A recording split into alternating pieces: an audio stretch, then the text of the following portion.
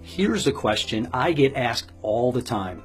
Why do so many wealthy people buy large amounts of life insurance when they clearly, or at least ostensibly, don't need it?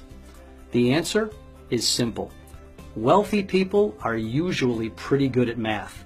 They've crunched the numbers and figured out that if they just make sure to hold on to their policy until they die, the rate of return on their premiums at death will be higher than any other safe, conservative investment they could make.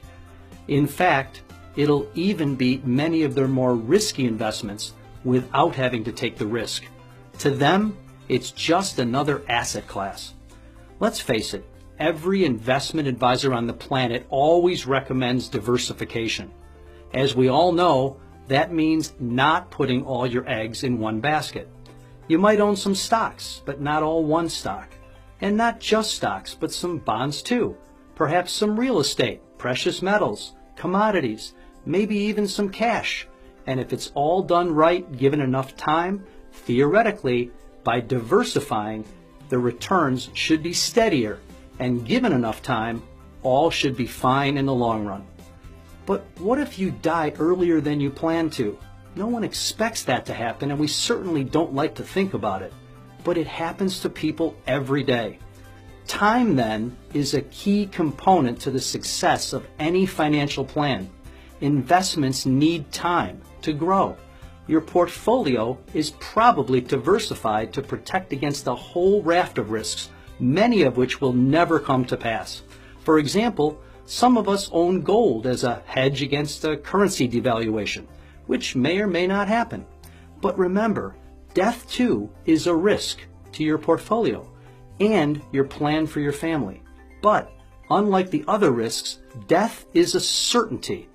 Doesn't it make sense to diversify your portfolio against the possibility that you might die early? I call this time diversification. The fact is, if you die young, there's simply no asset class that'll even come close to outperforming a life insurance policy. And if you die when you're supposed to, right around your life expectancy, the rate of return is still right around 6% after tax.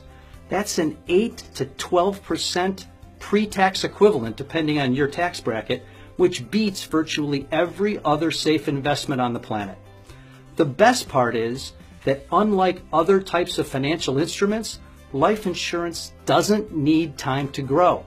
For example, say you're age 55 and you buy a $1 million life insurance policy for, say, $10,000 a year.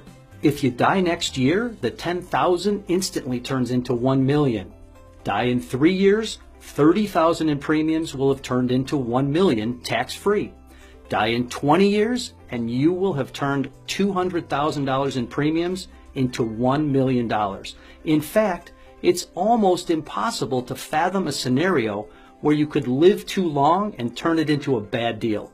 So that begs the question, should you consider taking a small slice of your portfolio and diversifying into life insurance as an asset class?